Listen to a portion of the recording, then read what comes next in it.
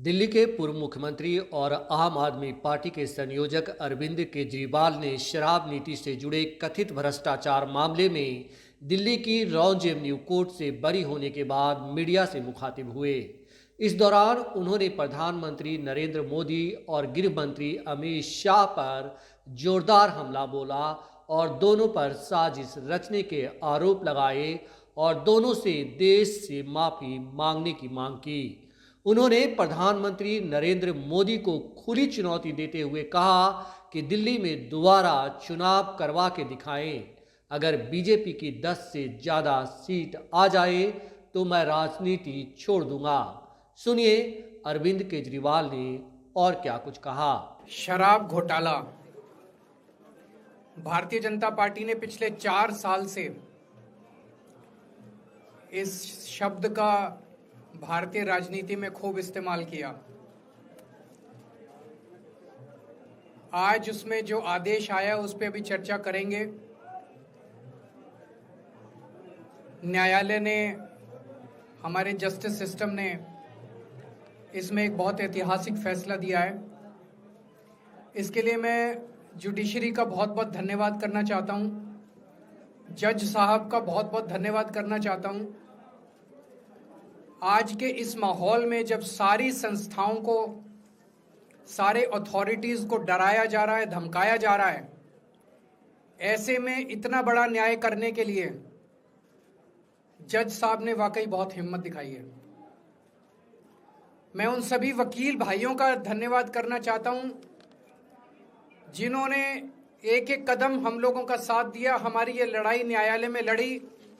मैं खासकर नाम लेना चाहता हूं, अभिषेक मनु सिंघवी साहब का धन्यवाद करता हूं, हरिहरन साहब का धन्यवाद करता हूं, रिबेका मैडम का धन्यवाद करता हूं, विक्रम चौधरी जी का, दयान कृष्णन जी का, रमेश गुप्ता जी का, शादान का, मोहित माथुर जी का, विवेक जैन, रजत, मोहम्मद इरशाद, करण, मुदित जैन और भी कई नाम है। अगर मेरे से कुछ रह गए हो, बहुत सारे वकीलों ने हमारा साथ दिया।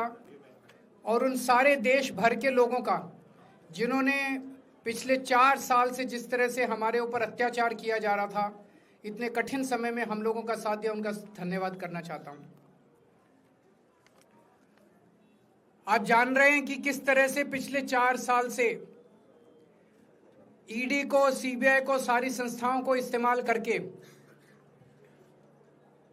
हमारे ऊपर एक शराब घोटाला नाम का एक आरोप लगाया गया। सीबीआई ने, ईडी ने उसमें चार्जशीट फाइल की। आज कोर्ट को प्राइमा फेसी ये निर्णय लेना था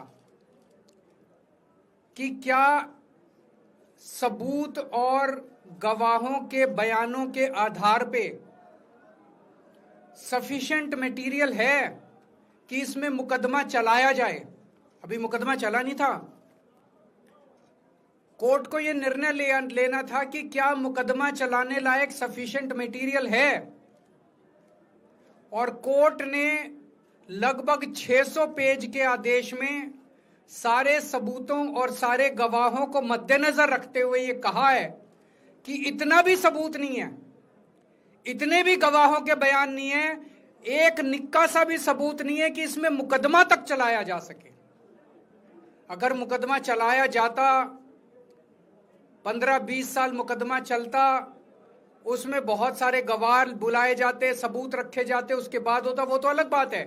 कोर्ट का ये कहना है कि इतना टुच्चा केस है, इतना फर्जी केस है, इतना बेकार केस है, इतना गलत केस है।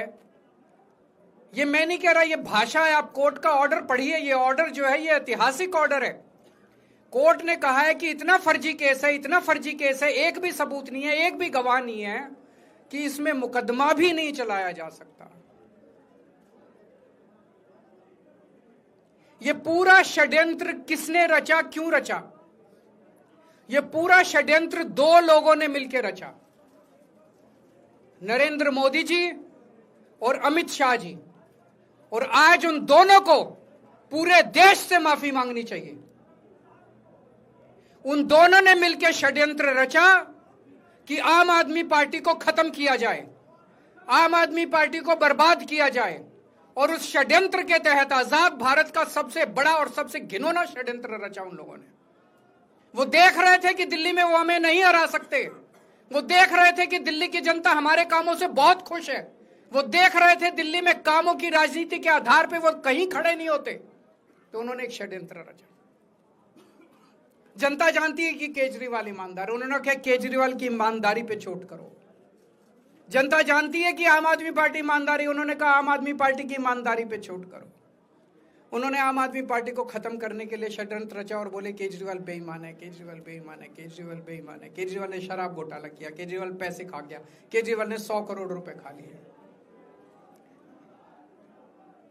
मैंने जिंदगी में केवल ईमानदारी कमाई है, मैंने जिंदगी में केवल इज्जत कमाई है, एक नया पैसा नहीं कमाया मैंने अपनी जिंदगी में। इन लोगों की तरह नहीं हूं मैंने जिंदगी में एक नया पैसा नहीं कमाया, केवल ईमानदारी कमाई है। और ये उस ईमानदारी के ऊपर चोट करना चाहते थे, उसके लिए इन्होंने षड्यंत्र रचा था। आज कोर्ट के ऑर्डर के बाद ये साबित हो गया देश के सामने, केजरीवाल कट्टर ईमानदार है, मनीष सिसोदिया कट्टर ईमानदार है, संजय सिंह कट्टर ईमानदार है, दुर्गेश कट्टर ईमानदार है, आम आदमी पार्टी कट्टर ईमानदारी है। हम नहीं कह रही है, कोर्ट ने सारे देश के सामने बोला है। कई लोग ये कहते हैं जेल से आने के बाद केजरीवाल चुप क्यों हो गया,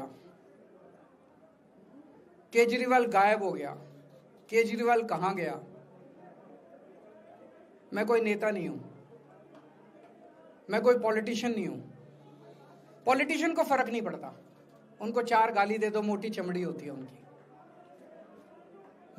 मैंने जिंदगी में केवल ईमानदारी कमाई है। मेरे को जब कोई बेईमान बोलता है मुझे फर्क पड़ता है। मेरे को जब जेल भेजा जाता है, मेरे परिवार के ऊपर ताने मारे जाते हैं, मेरे को फर्क पड़ता है। केजरीवाल को फर्क पड़ता है। इसलिए मैंने तय किया था कि जब सारे देश के सामने मैं निर्दोष साबित हो जाऊंगा तब तक मैं चुप रहूंगा।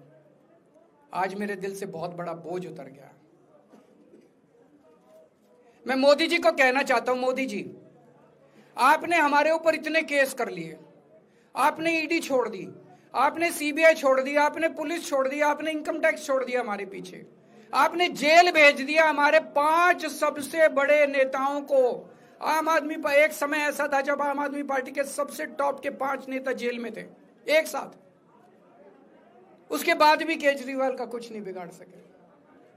अब तो एक ही तरीका बचा है मोदी जी केजरीवाल से निपटने का, केजरीवाल का कत्ल करवाना पड़ेगा, केजरीवाल की हत्या करवानी पड़ेगी।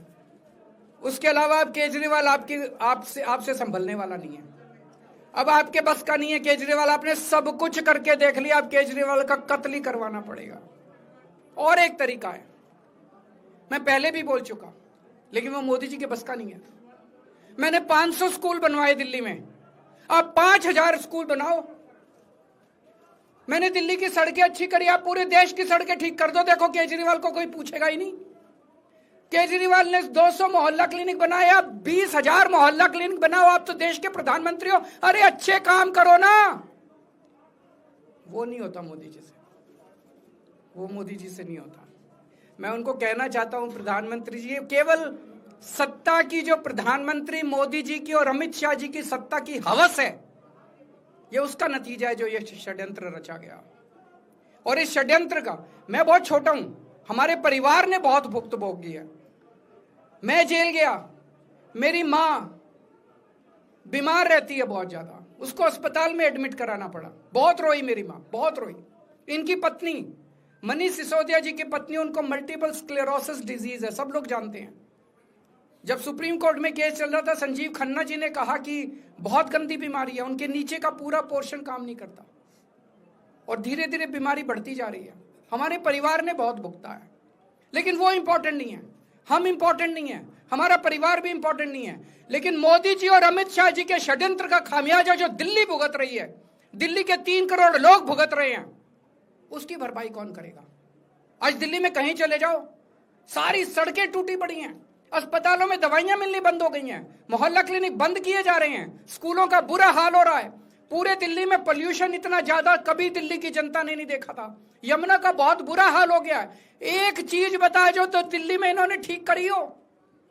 पूरी दिल्ली का बेड़ा गर्क कर दिया। सबसे बड़ा खामियाजा मोदी जी और अमित शाह जी की सत्ता की हवस, उसका सबसे बड़ा खामियाजा दिल्ली के 3 करोड़ लोगों ने भुगता है। दिल्ली के लोगों से जाके पूछो।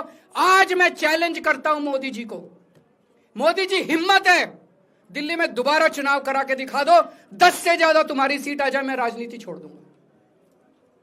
तुम्हारी 10 से ज्यादा सीट आ जाए मैं राजनीति छोड़ दूंगा। दिल्ली की जनता त्रस्त हो चुकी है तुम लोगों से।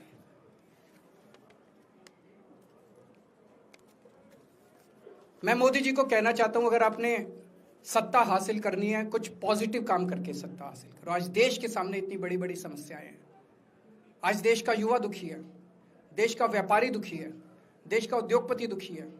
आज अमेरिका हमें आंखें दिखा रहा है। मोदी जी की हिम्मत नहीं है जो ट्रंप के खिलाफ एक शब्द बोल दें। ट्रंप के खिलाफ रोज ट्रंप गालियां देता है मोदी जी को, रोज ट्रंप गालियां देता है भारत को, रोज ट्रंप गालियां देता है हमारे देश को। मोदी जी के हमारा प्रधानमंत्री भीगी बिल्ली बना हुआ है।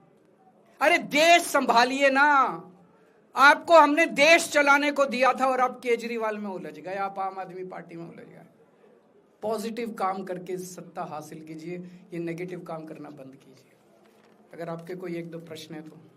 क्या आपको उम्मीद है कि अब ईडी के मामले को भी? ईडी मामला खत्म हो गया। सीबीआई के मामले के बेस पे ईडी था, वो अब फॉर्मेलिटी बची है। हम अगले हफ्ते एप्लीकेशन डालेंगे, ईडी का मामला खत्म हो जाएगा। कांग्रेस कह रही है कि ये बीजेपी ने जो है कांग्रेस को नुकसान पहुंचाने के लिए आपको जो है राहत दिलवा दी है। मैं आपसे पूछना चाहता हूं, केजरीवाल जेल गया, रॉबर्ट वाड्रा जेल गया, संजय सिंह जेल गया, क्या राहुल गांधी जेल गया, मनीष सिसोदिया जेल गया, सोनिया गांधी जी जेल गई? किस मुंह से बात करते हैं? शर्म नहीं आती कांग्रेसियों को? ले जाए, वो तो ले जाए, उनका हक है। सुप्रीम कोर्ट भी जाएंगे, हाई कोर्ट भी जाएंगे। जैसे निचली कोर्ट में न्याय हुआ ऐसे ऊपरी कोर्ट में भी न्याय हुआ। जब कोई सबूत है ही नहीं, जब कोई गवाह है ही नहीं, तो ऊपर के कोर्ट में भी कहां से लाएंगे सबूत, कहां से लाएंगे गवाह? आज कोई छोटा मोटा उन्होंने डिस्चार्ज कर दिया है हमें, उन्होंने कहा कोई आरोप ही नहीं बनता। इसके अलावा जो